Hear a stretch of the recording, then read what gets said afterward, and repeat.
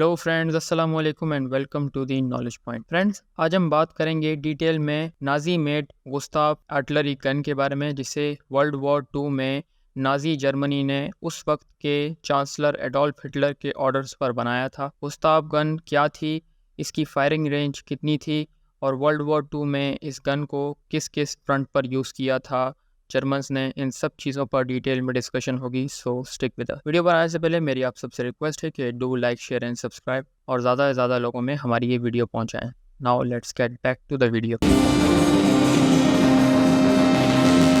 स्वॉरर Gustav या फिर जिसे इंग्लिश में हैवी गन कहा जाता है, ये एक 1930s की नाजी मेड आर्टिलरी गन थी, जिसे उस वक्त के चांसलर एडोल्फ हिटलर के ऑर्डर पर बनाया गया था।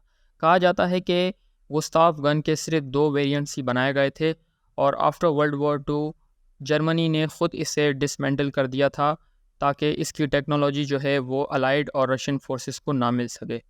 कहा जाता है कि गुस्ताव गन का जो कैलिबर था वो 800 मिलीमीटर्स का था। इसका मतलब है कि ये 800 मिलीमीटर्स की राउंड शेल फायर कर सकते था अपने मज़ल से। इसके अलावा ये एक 80 सेंटीमीटर की रेलवे गन माउंटेड आर्टिलरी थी, जिसे रेलवे चेसिस के ऊपर माउंट करके फायर किया जाता था। और ये एक टोड आर्टिलरी गन थी, जिसे एक जगह से दूसरी जगह ले जाने के लिए रेल लाइन का यूज़ किया जाता था, क्योंकि ये इतनी हैवी थी कि इसे आम गाड़ी टो करके नहीं ले जा सकती थी। इसे एडोल्फ हिटलर के ऑर्डर्स पर 1937 में डिज़ाइन करना शुरू किया था और 1940 तक इस गन के 2 वेरिएंट्स नाजी जर्मनी ने डिज़ाइन कर लिए थे। और कहा जाता है कि 1941 में इस गन को यूज़ किया था फ्रांस के फ्रंट पर, जिसमें आपको पता है कि नाजी जर्मनी की डिसाइसिव विक्ट्री हुई थी और जनरल हांस गुडारियन ने अपने ब्लिट्ज़क्रीग अटैक में गुस्ताव गन को फ्रांस के ख़िलाफ़ यूज़ किया था। फ्रेंड्स, जहाँ तक गुस्ताव गन की डेवलपमेंट और मैन्युफैक्चरिंग है, तो इसे 1937 में नाजी जर्मनी ने बनाना शुरू किया था और 1940 तक इसका पहला वेरिएंट सामने आ चुका था।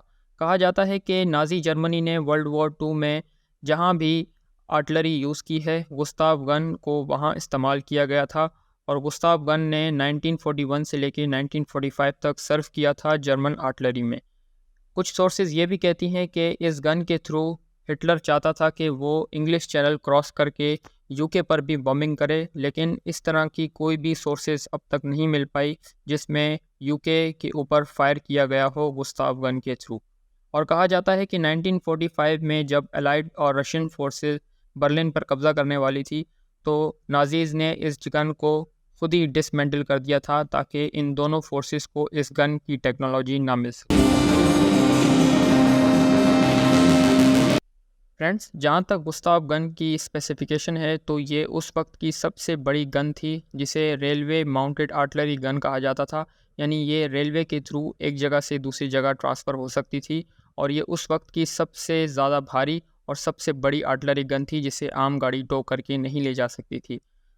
कहा जाता है कि गुस्ताव गन के सिर्फ 2 ही वेरिएंट्स मुतारिफ कराए थे नाजी जर्मनी ने और उसके बाद इन दोनों को डिसमेंटल कर दिया था। इसके वज़न की जहाँ तक बात है, तो कहा जाता है कि इसका वज़न 1350 टन था और इसकी लेंथ 47 मीटर्स थी। इसकी हाइट की जहाँ तक बात है, तो कहा जाता है कि इसकी हाइट 11 से 20 मीटर के दरमियान थी और ये 800 मिलीमीटर के शेल्स यूज़ करती थी अपनी फायरिंग कैपेसिटी में।